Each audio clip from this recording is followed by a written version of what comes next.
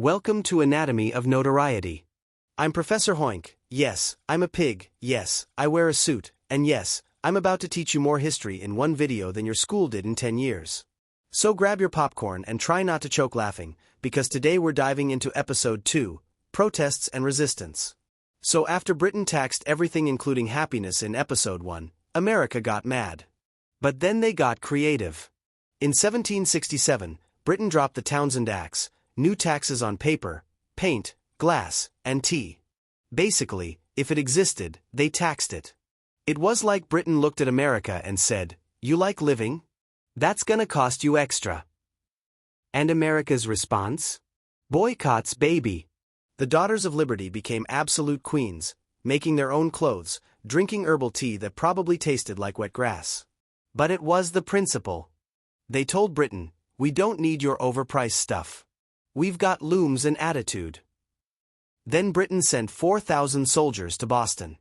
Imagine 4,000 strangers in your city, watching you, following you, probably judging your fashion choices.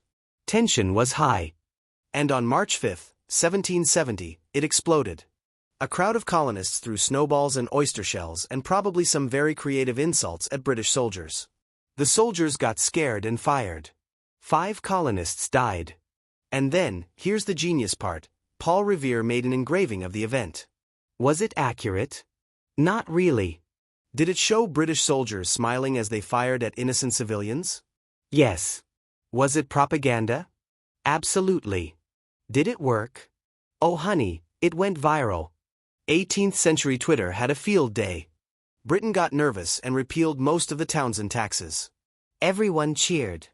Celebrations. High fives. Probably some very bad colonial dancing.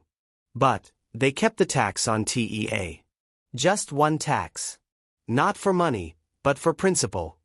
It was Britain's way of saying, "We still run this show, and don't you forget it." And America heard that message loud and clear. And they did not like it one bit. So, here's my question for you, my brilliant history-loving audience. If boycotts didn't work, if petitions got ignored, if even a massacre didn't start the war, what was the one event where America finally said, "You know what? Screw the tea. Screw the taxes. Screw this entire relationship"? What was the one protest so dramatic, so over the top, so we're done being polite that Britain had no choice but to notice? Drop your guesses in the comments. And if you get it right, you're officially smarter than the British Parliament in 1773, which, let's be honest, isn't a high bar. Next episode, I'll reveal the answer. And trust me, it involves a lot of water, a lot of tea, and 0 apologies. Until then, this is Professor Hoink signing off.